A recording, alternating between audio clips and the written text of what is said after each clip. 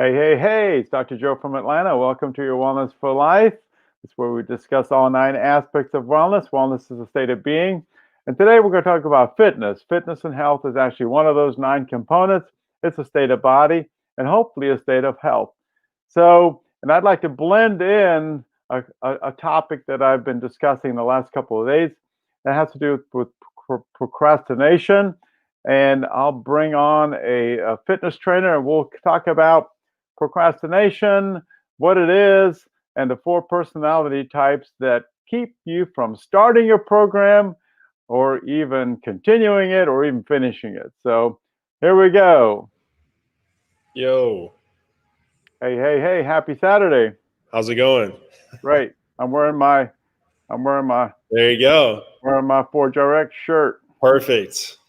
Fitness, nutrition, and wellness. Happy New Year. Does it say wellness coach on the back? Not this one. Oh, gotcha. That's a different one. I hear you. What's All up? right. So today is January 2nd, right? Yes. Yes. And people have made their New Year's resolutions, and we're not going to focus on New Year's resolutions. We've done that before on our radio podcast show, Take Control Radio. But the New Year's resolutions are always, the top 5 are almost always the same. To lose weight, to eat better, to exercise more, and to get your finances in straight. And they kind of jockey around. But today we're going to talk about, is your personality type keeping you from reaching your fitness goals? And I ran across this very interesting article that talks about the 4 main types of procrastinators, or the 4 main types of personality types that are procrastinator types. And this was put together by Ali Schiller and Marissa Boisvert of Accountability Works. And they have identified 4 categories of procrastinators. And this will blend in really nice with our topic of, is your personality type keeping you from reaching your fitness goals? But first, let's start out by defining what procrastination is. And it's basically the action of delaying or postponing something, either not starting, not finishing, not continuing. And it comes from the Latin verb procrastinare, which means to defer until tomorrow. So, you ready for this? Yeah, you said it like you're Italian, though, instead of Latin. Yeah. Oh, well. Latin is kind of like old Italian. Okay, gotcha. Got it. Good. All right. So procrastinator personality type number 1, numero uno, is called the performer. And he likes to say, or she likes to say, I work well under pressure. And these people are perfectionists, meaning they need to have everything perfect before they start anything. If they start something, if it ain't perfect, they're not going to continue it, not going to finish it. So their biggest challenge is getting started. And so what is your, being a fitness coach, a nutrition coach in the health and wellness space, what is your advice to the perfectionist, the performer who says, man, I ain't starting until everything is perfect? Yeah, I mean, it's better to be more consistent than perfect instead of having this like all or nothing mentality. Because usually what I see with clients or people that I talk to, because we're definitely starting to enroll a lot of people, because it's January, and they just kind of go up and down, or they want to be so perfect or so on one end of the spectrum. If something were to mess up or tweak their consistency, they just kind of like just say, to be honest, they have this F it mentality. They stop what they're doing. They have a binge eat day. They stop, and it just puts them on this crazy whirlwind of, not where they want to be. And then it takes them a lot of time to get back on the other end of the spectrum, instead of learning how to be consistent and just like, okay, cool. If something happens, I think you might have told me, or I use this example a lot of times, like when you think about like a baseball player, they make an error, but you don't see them pouting. Usually in the pros, they don't pout. They kind of move on because they have another opportunity to make a play. So if you just learn how to be like that, if something were to happen, if you were to overeat or, make a mistake on your diet or miss a workout, like it's going to be okay. It's not going to negatively affect your end result, because usually some people that start now, they have a longer term goal. Yeah, and I mean, like when it comes to being perfect, if you want it to be just right, you're never going to start. So it's always nice to just pick a couple things that you can make it be really easy and start, and then slowly progress into where you're at. So, if you're new, you don't want to go into advanced. You want to start very easy and work your way up to advanced. I've been training for more than 10 years, so I am more of an advanced person. But when I first started, I kind of just got in the gym, started, doing workouts, and it's progressed over time into where I am now. So yeah. Something that people can relate to, almost anyone that's an adult that has a driver's license, is when you were learning to drive, you had your learner's permit, and then you got your driver's license. Were you a perfect, experienced driver when your parents let you loose and allowed you to drive? no, which is a little scary to think about, but because you're in the car by yourself. But no, Yeah. over time, yeah, I've definitely gotten a lot better as a driver. I haven't gotten a ticket in a long time. Kind of had that little speeding record, but I've definitely slowed it down. I probably drive more like a grandma these days than I did back in the day. I haven't gotten any accidents. I got a nice, clean car and all that stuff. Yeah. And when I was had gotten my license, my parents were still over in Germany. I remember going through an intersection, and you never forget the sound of a car accident. But a guy pulled in front of me at an intersection, and he thought he could make it, and I slammed into him. Both cars were totaled. Luckily, we both walked away from the accident. Oh, wow. But we were young, college students, and we weren't experienced drivers, Right. And I didn't see him, and he thought he could make it, Right. It's better to just not speed through that light. Just stop at the light and because you never know what's going on the other end or across the street or whatever. Yeah. And a couple of other examples are, pilots. When you learn to become a pilot, the pilot sequencing of getting you to the senior pilot is you're a co-pilot. That means, you could probably fly the plane, but you're not fully experienced yet. So now you've got a mentor, a coach next to you. They start letting you do some things. Those are probably the little bumpy takeoffs and the little bumpy landings that you have.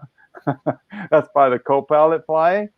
And, in my business, being a surgeon, when you're finished with your training, you're not an experienced surgeon, but you are competent, like you said, you're competent enough to go for it. So don't let perfectionism hinder your fitness and nutrition goals. Yeah, that's where, obviously starting with a coach always makes sense too, because, you have someone to kind of coax you and be there and hold you accountable and teach you the methods, depending on how long it takes you or how long it's going to get you to get your goal.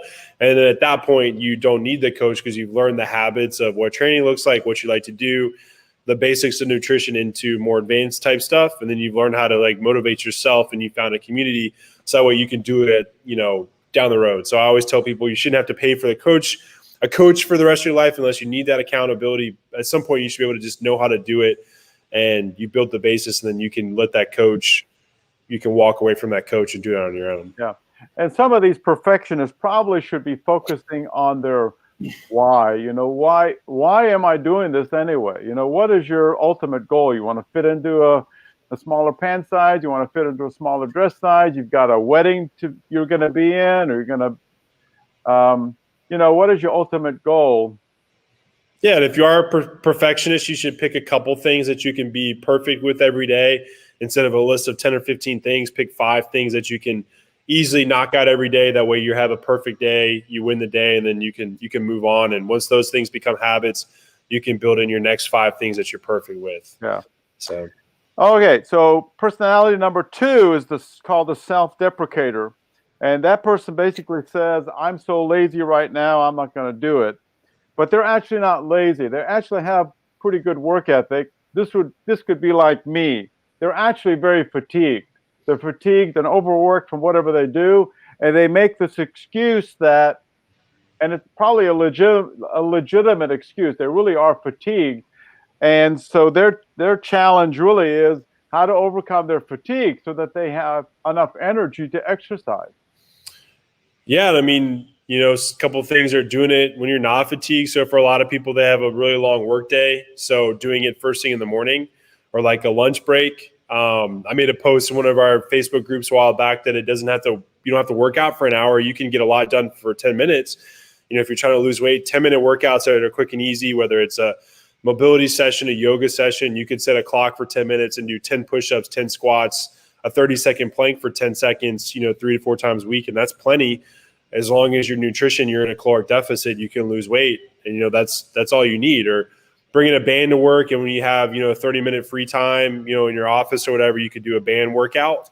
So it's just being able to maximize your time and figuring out when you can fit it in, or maybe it's just doing walks to start and then going from there, focusing on your nutrition, which will help give you more energy, to be able to be more functional, and then learning how to build into the exercise. It really just depends, but you can squeeze in, 10 minutes, or a lot of times I tell clients, they're like, I'm so busy during the week, I work, I really don't want to work out at 5 o'clock in the morning, and then I have to run my kids around at night. I'm like, okay, pick one day during the week that you can get a workout in. And then on Saturdays and Sundays, when things are a little bit more chill, those are your workout days. And that's 3 days a week that you got to work out in, Wednesday, Saturday and Sunday, you got 3 days in.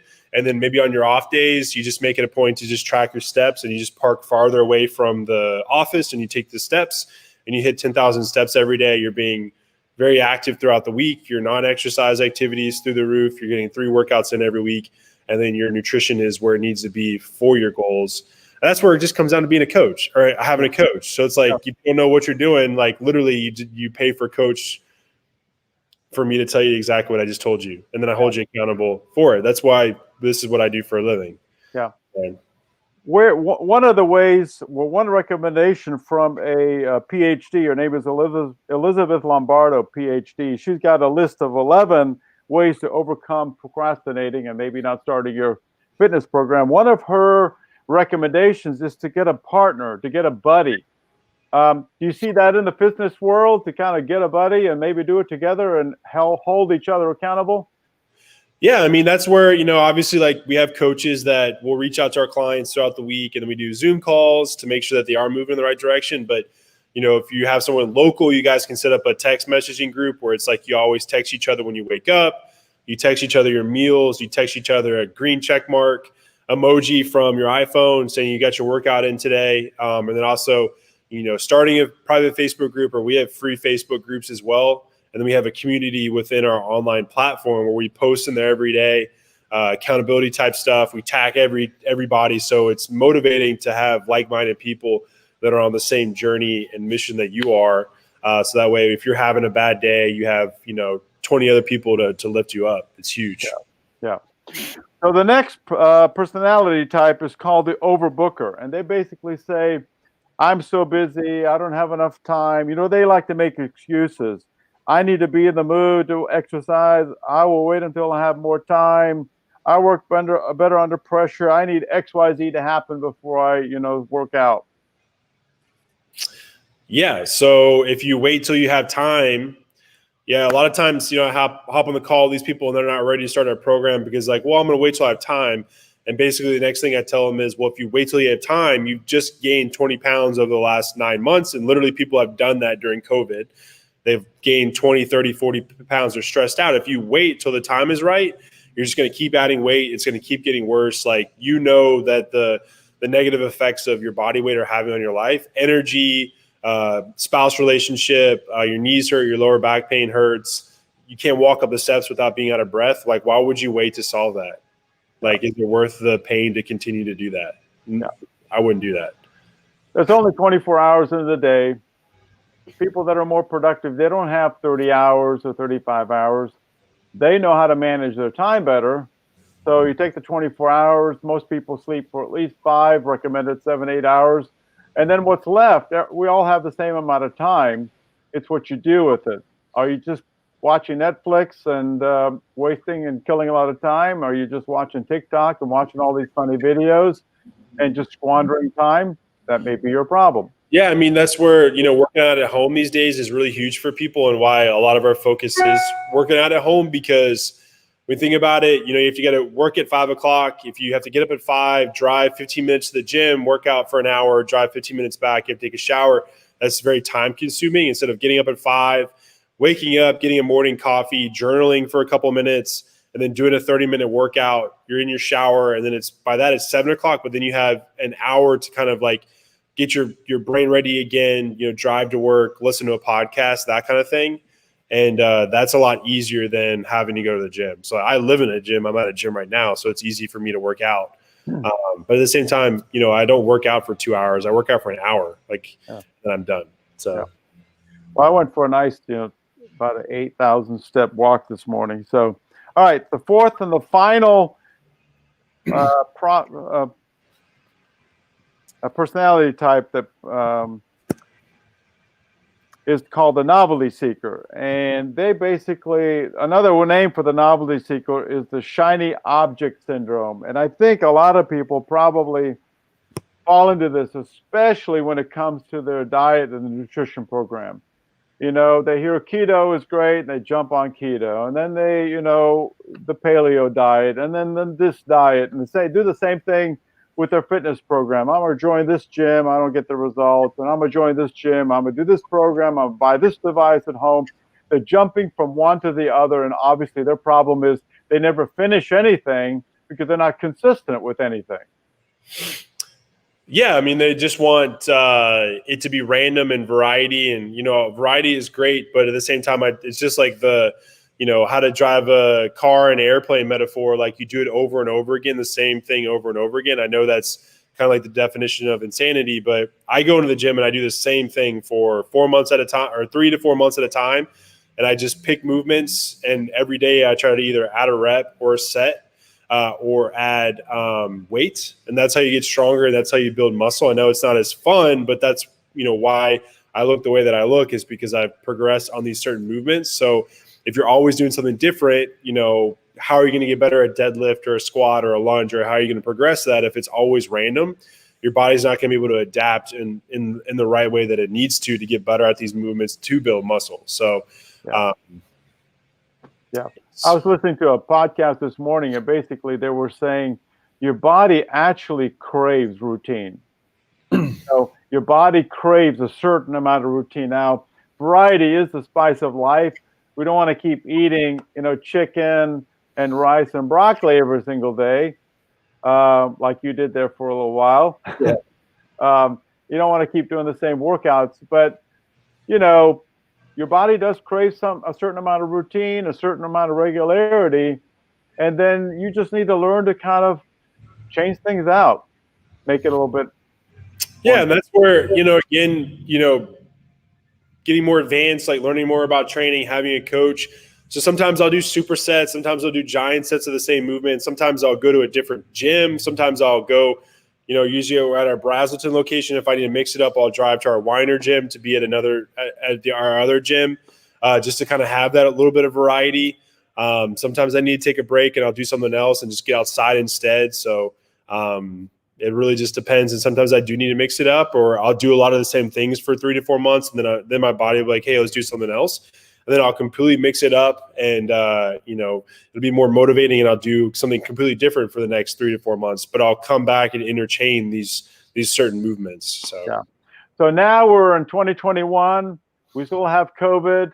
I got my first shot of the vaccine on Friday. I need to get the second one in 3 weeks, other than being a little sore on my deltoid up there. I didn't have any other side effects. Yeah. And, it's going to be several months before we get everyone vaccinated that wants to get vaccinated. There's stories now in the news about this virus starting to mutate. And there are about 3 or 4 states that have now had the mutated virus. The reminder to their listeners there's 3 main components to making your innate immune system, your first line of defense, to work well. You don't want to be obese. You want your BMI less than 30. You want to flood your body with plant matter, and you want to have some regular exercise every week, at least, maybe 3 to 5 times for 30 to 60 minutes at a time. And that's how you make your immune system work best. Yeah, I mean, obviously with what's going on, being smart about what you put in your body, trying to get some sun, right supplementation, all that stuff's going to be really important to, if you get COVID, kick it to prevent being able to get it. Having a stronger immune system, all that stuff, like you said. I just know personally the people that have had COVID that are fit and healthy, they rebound from it really, really quick because what they put in their body is good stuff. They're exercising, their body functions on a properly, that kind of thing, where it can, tell COVID to just, catch you later. Yeah. So. And we do have a new year, and everyone's hopeful that this virus will just kind of go away and, our economy will open up. Nobody knows what the future brings. And in the fitness world, I think a lot of gyms have pivoted, like ours, to offer an online kind of program so that you can not expose yourself to a gym if you feel uncomfortable doing that. Yeah, I mean, we're helping people all over the Southeast and even Canada now, which is pretty cool.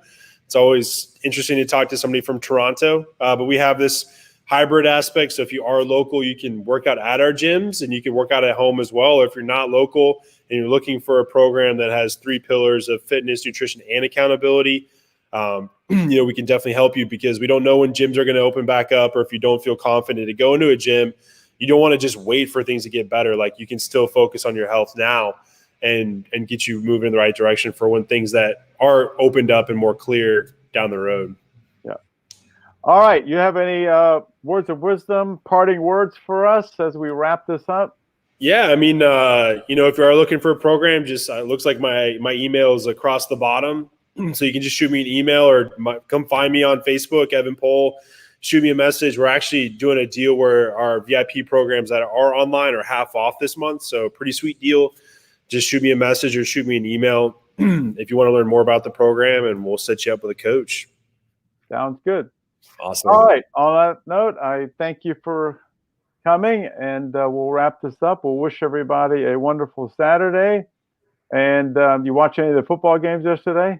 No, but I'm really surprised that Ohio State routed Clemson. I actually talked to somebody from Ohio today, and at the end I was like, "Hey, congrats!" It's just like, I was waiting for you to bring that up. I was like, "Man, y'all killed them."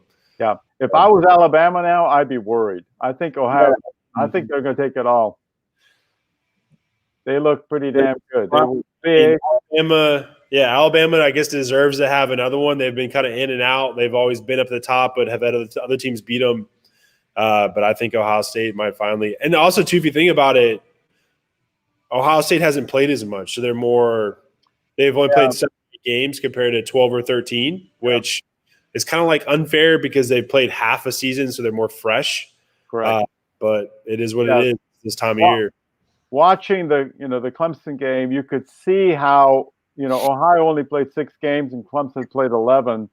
Their players were starting to get more injured and were limping more than the Ohio State players. And I think playing football, by the time you get to like game 11, 10, 11, you're pretty beat up. You're pretty worn down. Yep. So, all right. Well, have a happy Saturday, and I'll catch all my people tomorrow. Have a good one. Bye.